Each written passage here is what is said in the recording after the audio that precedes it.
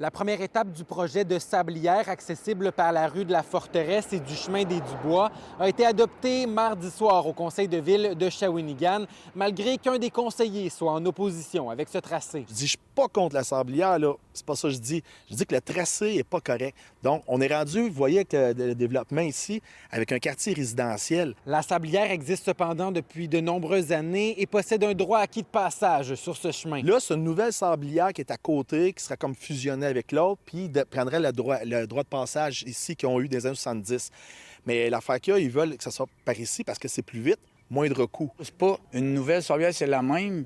Puis c'est pas plus de camions, là. C'est la même continuité qu'il y a depuis toujours, depuis 1971. Puis on sait pas les contrats. Une année, ça peut être super tranquille. Une année, c'est plus. Mais on n'est pas à Montréal, là, on est à Shawinigan.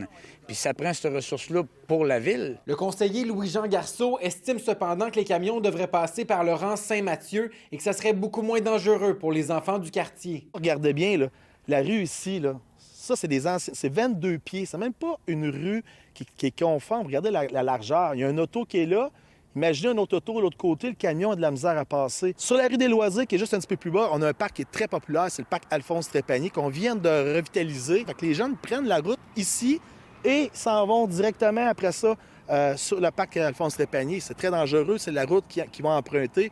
Puis c'est vraiment pas sécuritaire. Des citoyens demeurant sur la rue de la Forteresse qui ont préféré rester anonymes m'ont notamment exprimé leurs inquiétudes si de plus en plus de camions viennent à passer sur leur rue. Je comprends qu'il y a 4-5 nouvelles bâtisses, mais moi-même, personnellement, j'ai fait le tour de tous les nouveaux résidents. Je lui ai expliqué que, tu sais, de qu'ils n'aient pas peur de ça. S'ils ont de quoi, moi, j'ai 3 commerces ici sur la rue, là. J'ai dit qu'ils pouvaient venir me voir, mais s'il y avait des craintes. Pourquoi on devrait passer par le chemin de la Forteresse pour partir de la sablière avec les camions? C'est une question de coût économique pour les entrepreneurs, mais pour les clients, je pense que ce bout-là, on travaille pour sauver des coûts actuellement.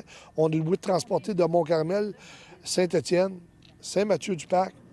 Les coûts sont extrêmement chers, puis c'est les citoyens encore qui en paient le prix. Une consultation citoyenne aura lieu dans les prochaines semaines pour informer la population sur le dossier. Les citoyens pourront signer, s'ils le désirent, le registre pour s'opposer au projet.